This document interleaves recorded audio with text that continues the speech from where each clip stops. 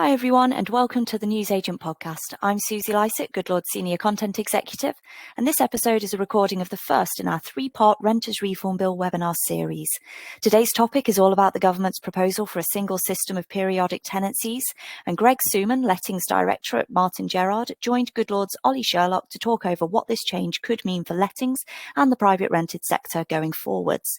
The webinar itself is CPD-accredited, so I'll include the link in the show notes if you'd prefer to watch the recording on demand to build up your CPD credits. So without any further ado, on with today's podcast.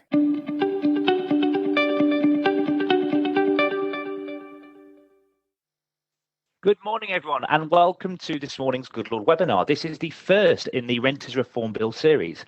And over the coming weeks, I'm going to be joined by some industry experts leading the way on informing us around the Renters Reform Bill, what potentially is going to happen. And of course, there's still quite a bit of potential in there, and giving us their thoughts on the effect of such changes that are included within the Reform Bill.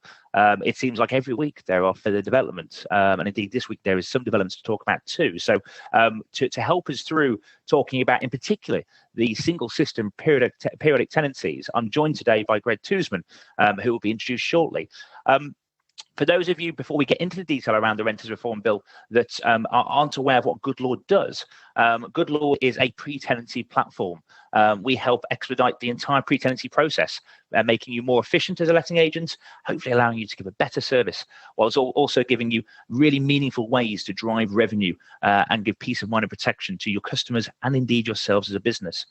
Today is not about Goodlord, as most of our webinars aren't actually. But if you did want to know more about Goodlord, then you can indeed find out more through our website at goodlord.co. And if you haven't seen the platform, I'd implore you to have a demonstration. There's no obligation there, and indeed it may well very much help your business through some of these more challenging times, arguably. And talking of challenging times, that's exactly why we've got Mr. Greg Tsuman on the line today. Greg, are you there? Hello. Hi, Ollie. Good Thanks morning. so much for having me. No, absolute pleasure. For those who don't know who you are, Greg, I can't believe there's many. You're quite active in the industry and a well-known face, but there may well be people joining today that aren't aware which hats you wear as well, because, of course, you have a very, very meaningful role within Martyn Gerrard, and you have a meaningful role, and have done for some time, actually, within PaperYour. Do you want to sort of talk through what you do and how you go about your day in the industry at the moment? Sure, I'll try to keep it light. I've been with Martyn Gerrard looking after all things lettings just over 20 years now.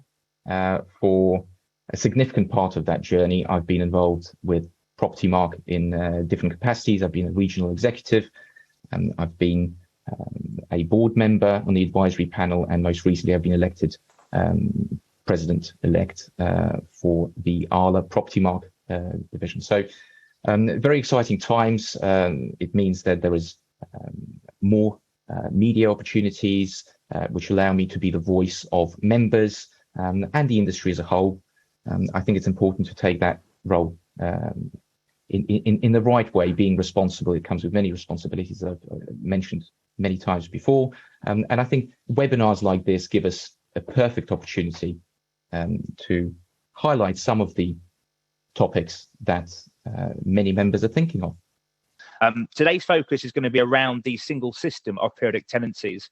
And indeed, we're going to look at the government's proposals in full, look at the proposals that relate to the periodic tenancy change, look to see how the implementation of that system is going to work, and indeed how you as letting agents and landlords can prepare for the new changes. So let's get into it. Let's have a look at the proposals in full in terms of what the Renters Reform Bill is actually proposing. For anybody that has forgotten, maybe, I'm sure you haven't. Top of the list, as we're going to cover today, a single system of periodic tenancies. There's also going to be removal of Section 21, something that has had a lot of airtime that we'll be covering in subsequent sessions on this series. There are going to be new rules around pets and the mandation of insurance, indeed, when it comes to pets. The government are also proposing a launch of a tech-powered property portal for landlords, or still waiting on quite a bit of detail around that one. A little light in the reform bill, frankly, as to how that's actually going to work in practice. We're going to see a change in terms of how we manage escalations and problems in the sector as well, looking to unify one single point of control within the PRS. Along with that, there's a decent home standard that we covered with Sean Hooker, actually, a month or two ago. And there's going to be tighter controls around rent increases, something that we will actually cover as part of today's session. But in particular, Greg, today you're here to talk through the changes in relation to periodic tenancies. In terms of the changes, the first proposal in the white paper, Greg, was that new tenancies are going to move on to periodic basis when this legislation comes into force. Can you talk us through exactly what that means for the people tuning in? Yeah, absolutely. So there are many proposed changes. I think it's very important to stress at this stage that they are still very much proposals. So currently, most tenancies start with a initial fixed term, anything between 6 months and 3 years, and then it automatically rolls over unless both landlord and tenant agree to extend it for another fixed term. Periodic tenancies initially starts with a fixed term, rolls over into periodic, where tenants can give a period's notice, which is normally 1 month, as most rents are paid monthly. The landlord, on the other hand, if they want to terminate the tenancy, has to give at least 2 months' notice in line with the Section 21. Now, of course, this is the contentious point, because if Section 21s are removed, how do you end a tenancy? So I suppose if all tenancies initially start with a periodic tenancies right away, how does that help tenants? Because it would imply that landlords would be able to give notice straight away. So there is a caveat, and it is implied that all tenants will have security of tenant for the initial 6 months. This is very similar to how Section 21s operate at the moment. So we're almost mirroring the existing system. And I think before people start panicking, as I've had a couple of landlords call me with many questions, I think we need to draw some parallels with the existing process and what will actually change. And there are very few things that will significantly change, but those few things need to be addressed and planned for. So, in terms of the tenant's desire here, because ultimately the Renters Reform Bill has come down the tracks to try and give a fairer PRS basically for all involved, and I don't think either of us or anybody within this call actually would want anything but that. Do you believe this is fairer for tenants? Do you think actually tenants will take advantage of the fact that this is essentially more flexible and they're not being tied in? Because for me, actually, security is as important as flexibility, and given where the market is at the moment in terms of stock, for example, the inability to actually have complete certainty as a tenant in that way, does this change that at all in your mind? Well, I think we need to go back to the terminology, and the whole campaign was run with this sort of term of no-fault evictions, and I think most agents and landlords would take umbrage to that. If a tenant is a good tenant, why would any landlord ever want to get rid of them? It comes with unintended consequences, as many things do. So right now, a tenant can agree with the landlord that Section 21 cannot be used for as long as the fixed term contract lasts, if you take the break clause out. So a tenant can secure the tenancy and even fix their rent by mutual consent for quite easily 3 years. With this system of periodic tenancies, it will become much harder, because from what I understand right now in the plans, the tenant, even if the landlord wanted to offer a fixed term tenancy and the tenant wanted to fix their rent and secure their home for a longer period, they wouldn't be able to do so. And that comes with many problems for tenants, especially with the cost of living crisis, with the mortgage rates rising, with the current taxation system, which may force landlords to increase rent by more than their actual mortgage cost just to stand still. And as we know, the Finance Act, which doesn't allow landlords to deduct all of their interest payments from the rent before they pay tax, is very unfair to tenants. And I've done some calculations, but simple maths indicates that for a higher rate taxpayer, if their mortgage cost interest payments go up by £100 a month, they must increase the rent by 133 just to stand still. Again, we've done some simple calculations yesterday. an average buy-to-let mortgage on a 75% loan to value has potentially already increased if somebody had to remortgage by as much as 40% a month. Now, that would imply that rents will have to increase by in excess of 50%. Now, that's quite significant. And if landlords cannot make a profit and are starting to make a loss, with the current regime, the government are essentially forcing landlords out of the market, which is going to be an absolute disaster for tenants. So the consultation that is taking place and the impact statement that the government are looking at before the bill comes forward is very, very, very important. And as landlords and agents, we have a role to play in this. It's all good and well complaining about it, but I think it's very important that we actually take action.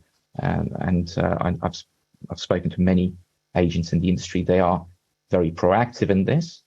So I urge anyone, if they haven't already completed that task, that they do so as soon as possible.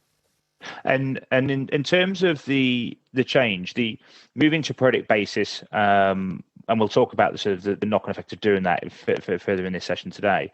That's just the first step, isn't it, in terms of proposals? That's if we said, for example, it's a set date that it's going to kick off, all tenancies thereafter need to be, or it should be, aligned with that legislation. But there's a set step 2 to this, isn't there? Which 12 months following, the reform is suggesting that retrospectively all tenancies will be moving to a product basis as well. Why do you think they've taken the view to have a 12-month gap? And what problems does that present to, especially a letting agent who is having to use 2 different thought processes there? I'm dealing with a tenant, it's one set of rules. I'm dealing with another tenant, they're existing as another set of rules. How do you think that will work in practice for letting agents in particular? So, having been in the industry for over 20 years, I've seen many pieces of legislation pass through Parliament and getting royal assent. There is a whole journey ahead for this. So the white paper is the first step. It outlines the draft proposals and the agreement in principle, as it were. So it tells us what the government intend to do and why they intend to do it. It's a very lengthy document. Goodlord have released a condensed version of that, which I found quite useful. I've read both. There is a journey. So initially, before the bill is passed, there needs to be an impact statement. The impact statement is assessed by the government as to what the unintended consequences could be. And one of those is landlords leaving. So if landlords leave, then I think it'll be quite important for the government to fill that void, because there is no social housing. The private rented sector is filling that void, and if that disappears, it is going to be a huge problem for everyone. Now, initially, and I'll go back to you. So I'm sort of setting the scene and explaining the background. That's fine. I know I'm digressing a little bit, but no, go for it. So once the impact statement is there, then it turns into a bill. Now, there are rumours that the government are planning to deliver this by May next year. I'm not convinced that is going to happen, but even if it does, there is still then a very lengthy journey for it to become an act. And even after it becomes an act of Parliament, there is a date set for implementation. Now, I've spoken to quite a lot of industry experts, and most anticipate that it's unlikely to become effective until at least spring 2025, possibly October 24, but I genuinely can't see that happening. I think there's going to be a lot of changes there as well. We will see significant rent increases, and I think the government will have to take note of that. So to go back to your original question, the 12-month bedding in period, as it were, or transition, as it's called, is very important for any act.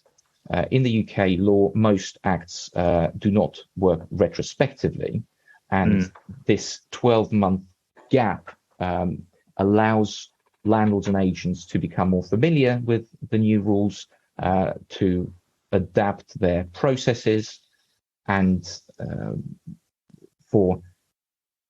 to avoid the knee-jerk reactions, which I think is very, very important. So my understanding is that on the date of implementation, so let's say that this is October 24, for argument's sake, all new tenancies will start as periodic tenancies right from the beginning. The tenant will have right of tenure for 6 months. After that, if the landlord wants to sell the property or have family members move back in, they'll be able to give appropriate notice to the tenant and recover the property. So some landlords are worried that they may not be able to recover possession of their property. I don't believe that will be the case. You just need to explain exactly why you're doing this. And on that point, a couple of questions actually are coming in through the chat, so which are pertinent to that point. So Deborah asks, good morning, Deborah.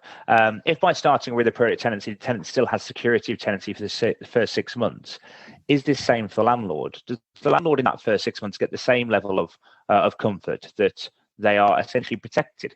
My understanding from the reform, Greg, is that wasn't noted in the white paper actually, and theoretically, and I'm going to tie this into another question from Laura, I think, in a minute. Theoretically, the tenant could move in and therefore give notice pretty much immediately, and as long as they followed the process and indeed they pay the rent through that process without any penalty.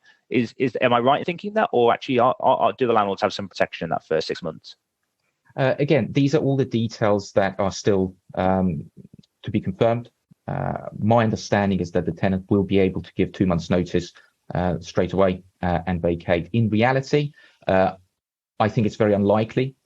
Tenants have significant moving costs. Nobody likes moving, and we need to remember that. So for a tenant to get up and move, there has to be a problem with the property, a problem with the landlords, a change in their personal circumstances. I wouldn't be overly concerned about that, because our research shows that average tenancies are between sort of 2 and 3 years, and I think parallels can be drawn with your mobile phone contract. Yes, you are tied in for a fixed period, but normally most people extend, and planning for exceptions to the rule is probably not the best approach to take in this instance. And indeed, and that comes back to a question from Laura actually, who's suggesting that the potential change, she asks, won't this be abused by those who normally use Airbnb and only want short-term lets and lower rents compared to Airbnb lets? I think your point there is really pertinent, and I agree. I think that whilst in theory that would be a possibility, I think we operate in a market where people are trying to find their home, and they're looking for a home both with their heart and their head. Now, technically, yes, you could look at this as a mechanism to provide a short-term rental, but the amount of hurdles you'd have to jump through versus, say, hiring an Airbnb are seismic as a tenant. So I think that concern is one I understand, but I don't think I can't see that really coming into play. I've now said this on a webinar, and it's recorded, so that means it's definitely going to happen. The first news story coming out of this is going to be that tenant moves in for 1 month and moves out. I'm certain those exceptions will happen, but I don't think it'll be that pertinent, because Goodlord do references, and it Indeed. Is a journey. I'm pleased to say you're quite thorough with that, and if a tenant wanted to rent Airbnb, they wouldn't need to jump through all those hoops. So there is a commitment from tenants on that side as well. And you have to remember that for an assured short-hold tenancy, this needs to be a tenant's principal home. So if they already have an address elsewhere and just want a little holiday let, this wouldn't apply to them. Indeed. There's a few more questions coming in around rent amounts and fees. We're actually going to cover that shortly in the next slide or two. So I'm going to come back to those for those of you who put those questions in. So just before we move on, if I may interject, yes. I've covered the first section of the periodic tenancy. I think it's important to explain what happens to existing tenancies Please do. After the transition period ends. So it is my understanding that for existing tenancies, from the implementation date, they will all be periodic. Any existing tenancies that may have a fixed term contract that runs past the implementation date. So let's say a 2-year tenancy, fixed term, no break clause, was commenced in October 23, for argument's sake. Implementation date is October 24. And again, these are all assumptions. I'm not suggesting that those are firm dates. We haven't had that confirmed by the government. And the fixed term contract expires in October 25. You will still be able to treat this as a fixed term tenancy until the end of that transition period. After the end of the transition period, existing fixed term tenancies will automatically become periodic and will be covered by the new regime. It is quite similar to how Section 21 notices were changing following the Deregulation Act, when Section 21, 1B and 4A became Section 21.6. So I think there are many parallels that can be drawn, and those who've been in the industry for a little while will be able to do that quite easily. And with that in mind, whilst that offers, that's a really good insight in terms of the direction of travel. But going back to my initial point around of tenants wanting certainty and some security, sometimes the landlords and tenants are aligned in this. There's been a call for evidence, which I really hope everybody listening actually has submitted into, because ultimately there is an opportunity here to give your opinion and give your thoughts as industry experts, of which I class all letting agents frankly as they're professionals in this matter, and even landlords who are on the call, if they've joined today, to give your thoughts on the rent reform bill. If you go onto the government website, I think the link is still live. It was meant to close this week. I've struggled to confirm, but I think that's maybe being extended, so you may still have time to submit your call for evidence. It's a maximum 3,000 words. But the point being is, through that process, do you expect actually there to be a movement on the ability to offer a fixed term? Because the initial white paper read as if this was a one-step approach, and even if a tenant was asking for fixed term, you would essentially be breaking legislation if you were to tie a tenant into that.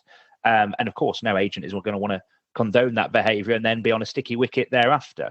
So do you expect from your conversations with different roundtables, circles within property market, do you expect to see maybe some movement on the fixed term basis at all? And again, it's difficult for me to comment on certain meetings, but I very much hope so. Let's put it that way, because I think it'll give tenants better protection, and I think it delivers on the intended outcome much better if there is an option where the tenant requests it, for example, to allow a fixed term tenancy, because if nothing else, it just gives tenants the security of knowing that the property won't be sold within a foreseeable future. And if a landlord is committing to that, it is mirroring the existing system, which in my opinion works quite well. And I'm always against trying to fix problems that don't actually exist. So why are you now forcing tenants to a less secure tenure? And I think it goes against the grain of what the government are actually trying to do. So I think it is important that whilst tenants should have an option to go for periodic tenancies, and I think it's important to bear in mind that there are some gains here for landlords as well. The tenant will have to give more notice to end the to end the periodic tenancy than they currently do. So currently, a tenant can give 1 month's notice and leave, or they can leave at the end of the existing fixed term without giving any notice. Now that has caused problems for landlords, because it is likely to result in a void period, which causes a loss that is probably the most significant cost for landlords. If you lose a month's rent through a void, that's 8% of your annual income that you will never recover. So by introducing this requirement for tenants to give 2 months' notice, irrespective of how long they've been in the property or what the tenancy term is likely to be, I think it's going to help landlords prepare for reletting of their property. Indeed, and we want to sort of come back around actually to some of the other benefits that we see in this, in terms of some of the opportunities there for letting agents and landlords, because I think the commentary around the Renters Reform Bill, and understandably so, has been relatively negative. And I think it's, as you've pointed out a couple of times, it's important to note we're not at the stage where this is legislation. What will be interesting is to see how meaningful the call of evidence process is and what comes from that, because I'd argue if there's absolutely no change, I would struggle to believe that we've taken that process seriously, because I'm well aware of the holes, as are many agents and bodies in the industry, that need to be frankly covered up to ensure tenants do have a better process, because solving one problem often creates another, and the knock-on effect of this bill, I think, is meaningful across different spectrums of the industry. So, I sincerely hope the call for evidence process is material for both sides, because, ultimately the industry, I think, can take a balanced view. And I don't accept either that landlords or letting agents do not want a fairer process for tenants. Happy tenants make happy landlords. They are essentially the home buyers of tomorrow. And I think most good businesses recognise that and want tenants to go through a really good professional process. So, we will see where it ends. Let's talk about sort of the implementation of these proposals in a bit more detail. Let's go to the next slide, please, Sarah. So in terms of implementing this, you said earlier that you think this probably won't be until May 24? You think, or 25 even, this could potentially come into place. Of course, the legislation we think is going to get rubber stamped before then. Timelines after that are a hot debate. There's no certainty from either side as to when that will be. But let's hypothetically say the date was the 1st of May 24. Is there any benefit in letting agents and landlords taking a view that, because we know that's coming into place, it's happening that date, I'm just going to start to move to that process a lot earlier? What would the upside of that be? But also, what, in your opinion, would the downside of that be? And is it proactive, actually, to jump on these changes as quickly as you possibly can? Frankly, no, I don't think you need to do anything just yet in terms of changing contracts. You need to start considering the impact on businesses, and by that I mean businesses from landlord's perspective and also agents' perspective. Existing contracts will run as they are through the transition period. Yes, there may be some advantages in asking tenants to give 2 months' notice if there is a break clause, as opposed to the existing 1 month. Allowing a little bit more flexibility, possibly, but in reality, I think the law does not prohibit fixed-term tenancies. The law does not currently prohibit removal of break clauses. I think fixed-term contracts, for as long as the tenants and landlords agree for, is still a viable way forward. I wouldn't overthink this just yet. Plus, I know you mentioned sort of rubber stamping. The journey from bill to act is not as simple as that. It's not just rubber stamping. There are many steps along that journey. It needs to go through the Commons, it needs to go through the Lords, it needs to get board of assent, and it is all very, very detailed. I've seen sort of the Deregulation Act, for example, going back and forth quite a lot. So I anticipate nothing less here. This is a much more significant change to the housing process. Absolutely. I think that's surprising, because I think my view on this would be that this has cross-party support. This is something that nobody's going to stand there and go, and this is almost part of the problem in some respects, nobody's going to stand there and go, hang on a minute, I do want a fair outcome of tenants, but I don't quite agree with the process, because from a political perspective, that is suicide. And actually, all the intention so far is like, this is moving forward. So I'm surprised that this may be a longer back and forth, and that's pleasantly, because that means that actually will get scrutinised in a proper way, and we should end up with a reform bill that is balanced.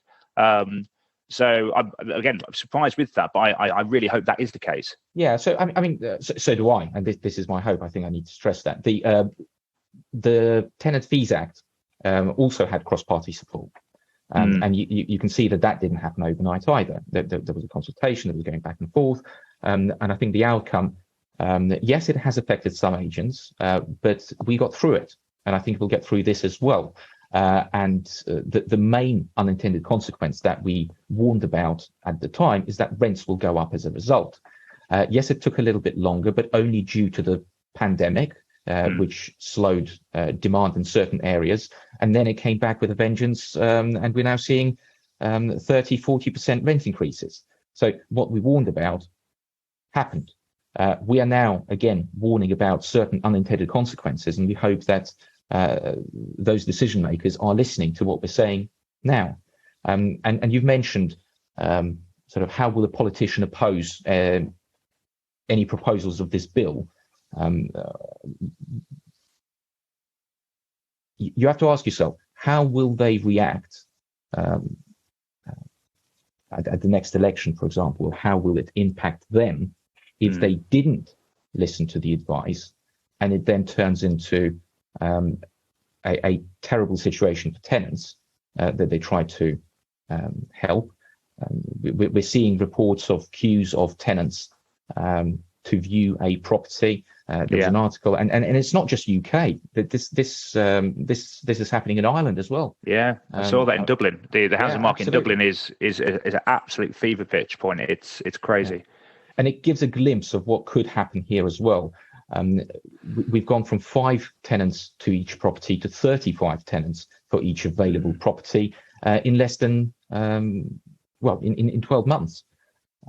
But that is symbolic, isn't it, Greg, of the stress on the PRS for a lot longer time. I mean, I've been saying in these kind of forums for quite a few years that the role that letting agents, landlords, and the sector has played is propping up a housing crisis that has always been there. And if you look at the amount of people who are moving from social housing into the PRS, that arguably puts more stress on the PRS, but also more stress on those tenants, because we're not building enough homes, we're not building enough social housing, we haven't got a good enough structure. This has been an accumulation of many, many years and many governments' lack of decision making, lack of understanding that has led to that. And that's not a dig; it's just that's a fact. You look at the stresses on the market, and what I sincerely hope, and I think we are in a better place now, that we are seeing some action. So a bit to your point earlier, we can't moan if we don't say anything. We can't moan that action's being taken to try and improve the sector and try and give a better fairness. I suppose the frustration seems to be, from some of these sessions we've done especially, that it's maybe too one-sided, or it doesn't feel like a balanced, or the knock-on effects haven't been thought through, which again is frankly exactly where we should be. This is a white paper. We're now going to call for evidence. There has to be elements where we say there's a process here that we trust to show us that a bill in the end is material and meaningful and balanced on both sides. So, I don't think it's just been the last couple of years, as I think you agree. This is decades of stress and pressure. It is, absolutely. And I think the only solution to the current housing crisis is to create more homes. There is no other solution. I mean, we can push paper as much as we want, but unless we build a significant number of homes, prices will continue rising, rents will continue rising, and no matter how we try to divide the limited stock, there will still not be enough. And implementing these changes, which could potentially drive landlords out of the sector, is going to create a real big problem for the government, whichever colour party they are. We've got a few questions that are coming up I want to cover just before we go on to the next point on this slide. Tamsin, good morning, Tamsin, asks, will the tenancy still be an AST or a common law tenancy? My understanding, Greg, is that it will continue to be ASTs, but amended in terms of the wording that's reflected in them. That's correct. Yeah. So simple answer. Fantastic. Olivia, good morning, Olivia. So what happens in the first 6 months, if in the first 6 months, the tenant defaults on the rent, can you get them out, and what law would you use to do so? Yeah, so still the Housing Act, Section 8 will be strengthened. Even now, Section 8 gives you mechanisms to evict tenants who are not paying rent. The strengthening of mandatory grounds, as we all know, there is about half of the grounds which are mandatory. The others are discretionary, which is effectively down to the judge. There needs to be a hearing. They need to take into account all the evidence and then make a ruling as to whether possession should be granted or not. Persistent late payment will also come into the equation, hopefully, as one of the mandatory grounds. But 2 months rent arrears allow a landlord to recover possession through the courts. And I suppose that's the red herring, I suppose, in my mind, with Section 21 and the amount of blame Section 21 gets on making somebody homeless, which is ultimately the line that has been pushed to say this is such a, there's no fault eviction. And we're trying to get some data on this. We're analysing our own rent protection book, of which we have, millions and millions of pounds worth of rent covered, and look at thousands of cases. In reality, Section 21 is used as a device where Section 8 could be used, because Section 8 isn't actually robust enough in a lot of cases to give confidence to get a resolution and get the property back. So it'll be interesting to see how they take the Reform Bill wording on from the, especially around multiple arrears, because that was, I think, 3 strikes over 3 years. And essentially each time you were in 2 months worth of arrears, that counts as a strike, if I've understood that correctly, Greg. I mean, it's a little bit vague still, but that's the basic understanding. But you made a really valid point about Section 21s. Section 21s, and I've seen some data separately. It is a minuscule amount of tenancies that are actually, where eviction proceedings are completed through enforcing a Section 21 notice. It is very, very rare.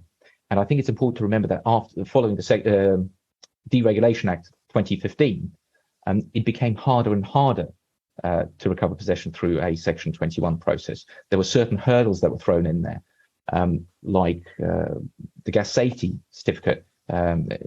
Landlords needed to prove that it was served on the tenant before the tenancy began, and for a period of time, if that wasn't available, you wouldn't be able to evict the tenant at all. You couldn't correct that mistake. Yes, it went to the Court of Appeal and it got overturned. But Section 21s are certainly not easy.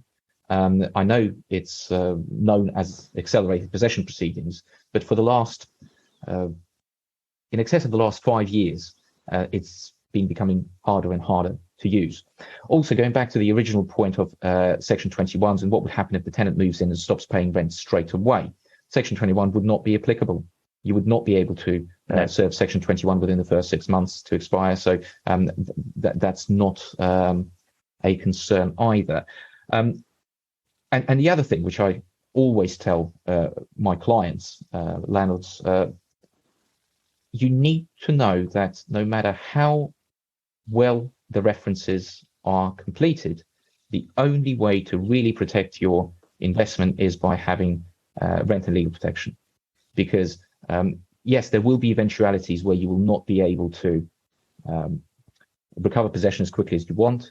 There will be a period of time where tenants may fall into genuine hard times through no fault of their own. And at that time, the landlord still has obligations to meet their mortgage payments. So if you have rent and legal protection, at least that is a safety cushion, which we include with all our managed products. And to ensure we're transparent here and there's no conflict, Greg is indeed a Goodlord customer and does use our rent protection product.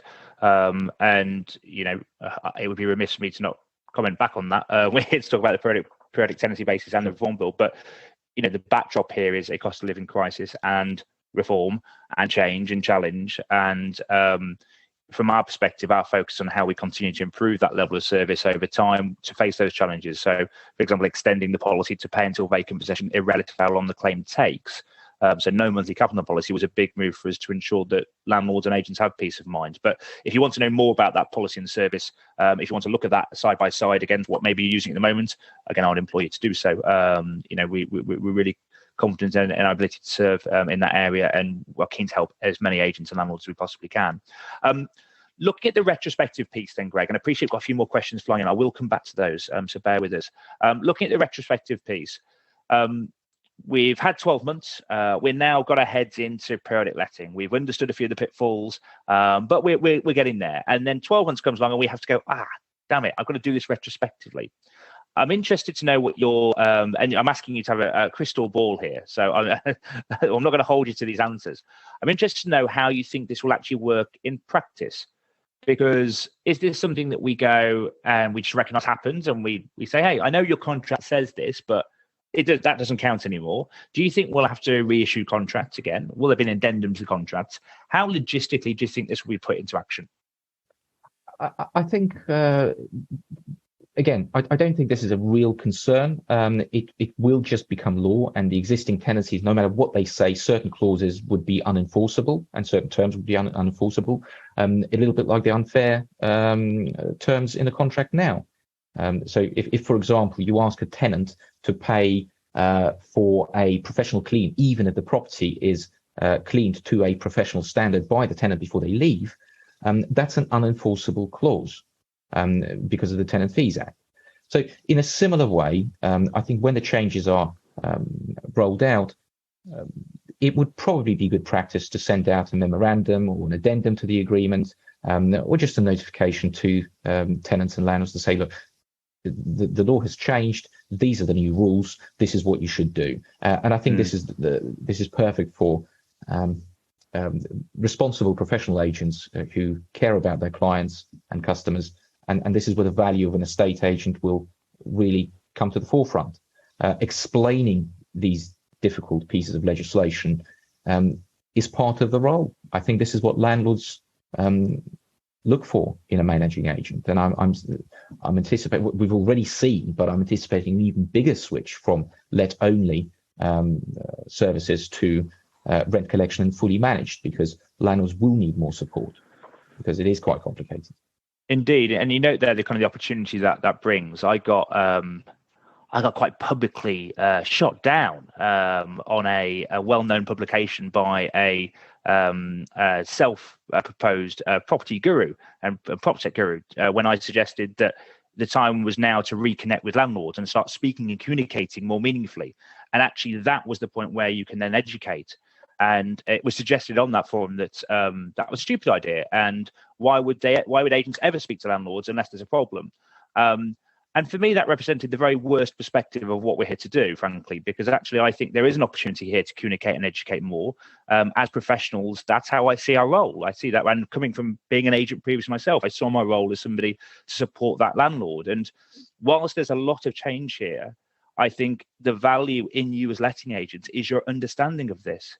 I think most landlords won't understand this legislation, and they therefore run the risk of breaking the legislation and inheriting fines or retrospective action that is simply unnecessary if they trust a professional. So it might feel heavy, it might feel a lot to change, it might feel a lot to take on. Hopefully sessions like this, and as we get more actual direct, facts out of this reform bill, we'll be there to support both in our tech, but also in our commentary and blogs, etc. I actually think that's a real opportunity, because with change, there's always opportunity. And, as an agent yourself, Greg, do you see this as indeed that? Am I misaligned with where we're at? Is that a stupid thing to say? Because, I feel like there's value in that. I think you're absolutely bang on, which is why I'm not going to sort of plug it too much, but we've got a new product called MGVIP. More information will be available on our website, but it's exactly that. This is the reason why we're doing webinars. This is the reason why we are engaging with people through our targeted media platforms. We're educating clients because that is what they want. Because what else are we doing? I mean, we are here. We are the professionals. They pay to tap into our knowledge and database and the years of experience. And I think this is what will set apart those agents who compete purely on fees, and we all know who they are, and agents who are focused on delivering superior customer service, legislative compliance, holding the landlord's hand when things go wrong, because, as I always said over the years, all agents are the same until things start going wrong. And it's as true today as it was ever. I think agents have a major role to play in this. Landlords predominantly, unless they're professional landlords and do this every day, all day, will not have the time to keep themselves abreast of the changes.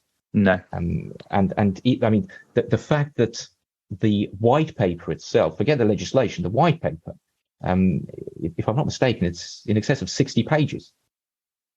Now, most landlords who invest in property are professionals. I mean, we've got solicitors, dentists, doctors, many different professions, but they're busy people. They employ an agent to manage their property because they don't have the time or the desire to go through that laborious task of reading not the most exciting literature. And that's kind of the point I was making on the previous webinar, which created that bit of drama on one of the industry publications. And I think the problem agents have, I suppose, as I see it, is then finding the time and the consistency to deliver that. So I think, and we're going to come on to actually business review and how you do this. But I think, focusing on where the gaps are in a landlord's knowledge gives you the value you can bring. And too often, I think we assume that everybody knows what the job is. Everyone knows what we're doing. I'm still a big advocate of giving the landlord a rundown, not talking line by line, of everything you do as an agent for them. Because I think it's really easy to forget all the stuff that you do as letting agents. And in a world where legislation is ever changing, there's more and more things to meet. There's more demand from tenants. Having a professional mediator, frankly, in the middle of that, and who knows the rules, who knows the legislation, I think is absolutely vital. Moving that on a step, the role of an agent on behalf of the landlord is often to review the rent. This is a process that has existed for some time. There is more reform coming down the tracks as per the white paper. However, that reform, as I see it, is essentially leaning on the existing mechanisms we have there, but they're just not followed. So my understanding here, Greg, is that Section 13 will be enforceable. That goes back to 1988 Housing Act. So it's been here for some time, I think, but very rarely is this actually action. So the reform bill, I think, is now directing that if in order to review and increase the rent, you must go through that process. Do you want to talk us through what that's going to look like? Yeah, and I think this is actually quite exciting because it's the biggest change as a result of this proposal. Currently, a landlord proposes a rent increase. If the tenant isn't happy with it, yes, they can challenge it through the tribunal, but it is most likely that the tenancy will just simply be ended through Section 21 notice. If you don't like the new terms, you don't have to accept them. Please feel free to find yourself a different property. And I think that part was felt as if the landlord had an unfair advantage over tenants. And in my experience, that was never abused with clients that we have. However, I have heard some stories. So Section 13 is essentially a process where you give a tenant 1 month's notice of a proposed rent increase. It should be in line with the market conditions. If they're not, the tenant can challenge it. As you quite rightly said, it's very rarely formally processed in that manner. Going forward, if all tenancies are periodic, you will be able to review the rent once a year, increase the rent once a year. And this is where agents will be able to add most value. A third party can negotiate without the impact of emotional attachment. I think that is very important, being able to negotiate the best deal for both parties, a fair deal. I also think that agents who are prominent in their areas will have access to comparable evidence like nobody else. So in sales, you've got land registry.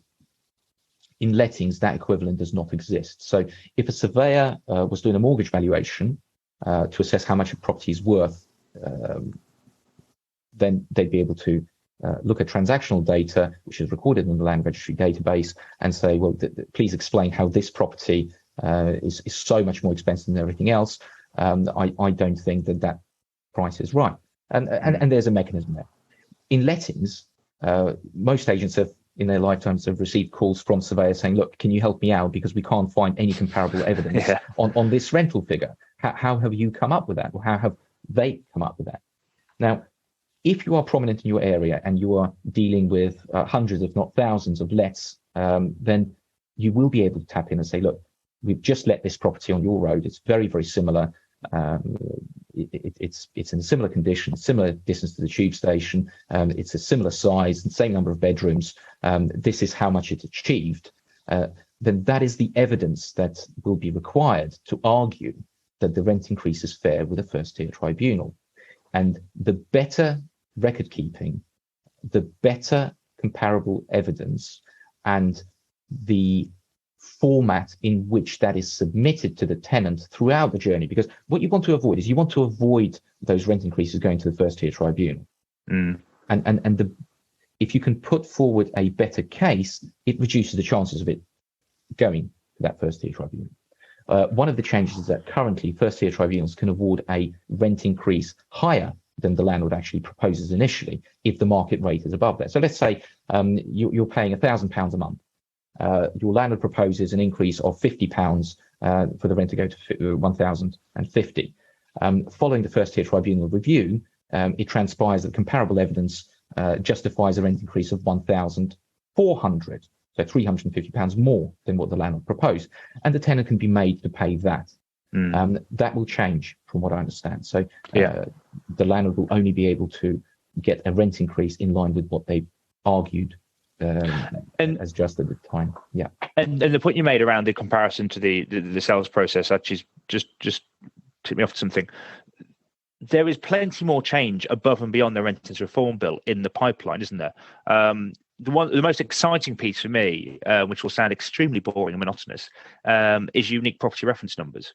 Yeah. Because the ability to recognise a fingerprint of a property and then the ability to then associate all the meaningful stuff around that property and track that data and show all these different elements in terms of value, rental value, insurance claims, the property MOT, logbook being held against that UPRN. So, I know, and indeed we are contributing to the focus on the Renters Reform Bill. That's what the series is. But there is, I think, the way that tech and the way that the sector is looking at change is actually really quite exciting. And whilst we can debate what's good and bad about this bill, ultimately, again, there's a due proper process there to go through, and we're not through that yet. But I think the sector will look in a lot better state in 10 years than it has in the last 20. Frankly, there seems to be a bit of pace behind change, which I think is broadly positive. But definitely, guys, look out for URPNs and look out for suppliers and everybody else looking to adopt those as early as possible. We've already sort of taken that into our system and created our own to then substitute with the European as and when it comes into force across the board, because I think that's going to be a major game changer in terms of recognising properties and the history of those. So thank you for covering rent reviews. We've kind of covered the transient nature of tenants, or the lack of. We don't believe, actually, whilst there will be some cases that will probably be shouted about quite loudly, we don't believe that tenants become wildly more transient than they are at the moment, and it turns into Airbnb. As it were, and we've covered as well the fact that there is an increase on agent value here, we think, because the change is substantial. The need to follow that change is absolute. It will be the law, and that should empower agents who are able to educate and communicate effectively in a more meaningful way when they're speaking to landlords. And the balancing act there, of course, is that we have a fear that it's driving landlords out of the sector. And I see lots of commentary around we're going to lose landlords. I completely understand that. I also understand there's a barrier to entry from a buy-to-let perspective. I think 4,700 deals available, cut down to 900 deals available on the open market for buy-to-let mortgages in the recent months gone past. So there are these challenges, but I would hasten to add, very rarely are these properties being sold back into the open market. If a landlord is selling a property, it needs to go somewhere, and the assumption that then disappears off the rental with the PRS completely, I think, is probably the wrong assumption. I do expect to see more consolidation of landlords and more properties under larger landlords. I do think that, but I would be careful not to scaremonger too much around. I think you're agreeing on this, Greg, too much around landlord exodus, because ultimately that would be a pretty hard thing to actually achieve in reality. Well, I think it's a real risk. However, I agree with you that we shouldn't overplay it, only in terms of for those landlords who can ride this out, sort of pardon the term, but they will reap the rewards, because all these barriers to entry that we're seeing are creating a market which is underpinned where rent has to stay above a certain level, because there's just limited supply. And unless we start building at the rate we've never built before, just look at the figures over the last sort of few years.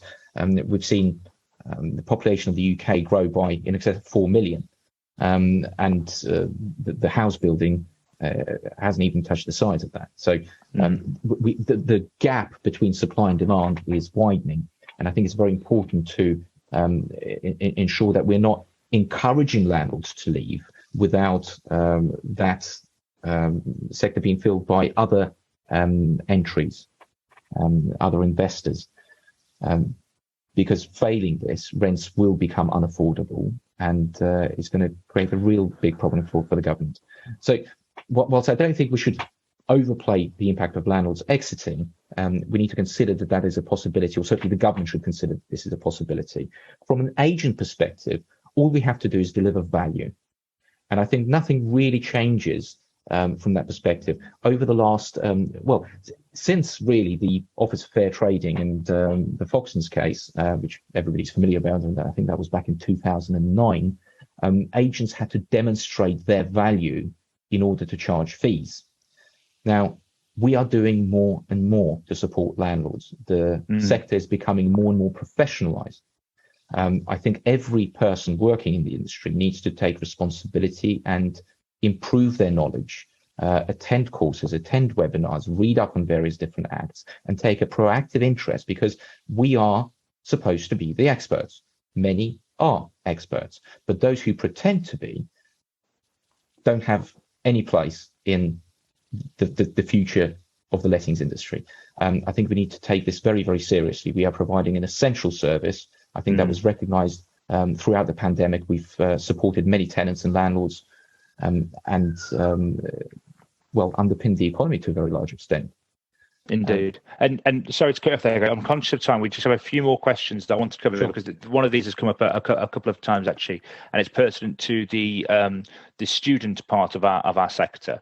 Now, the understanding in terms of the periodic tenancy piece that I have was that unless the property was purpose built to be a student residence, then actually this would fall into the proposed reform.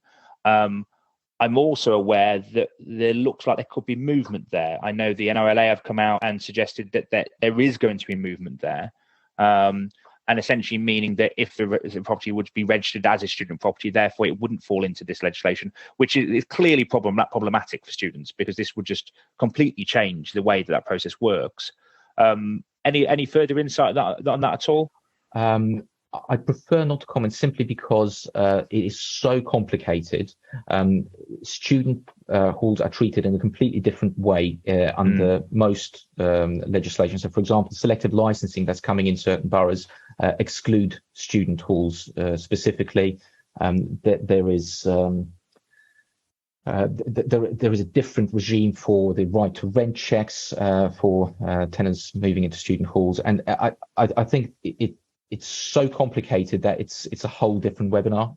I don't think I fear it probably is.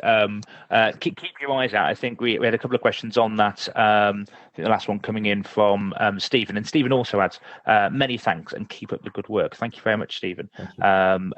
We'll loop back, and indeed, I think to Greg's point, once we've got some further clarity from the change through this Qual of Evidence piece, we'll more than likely do a piece on students solely, actually, which looks like a couple of you would be interested in. We have a few other questions that I just wanted to box off very quickly.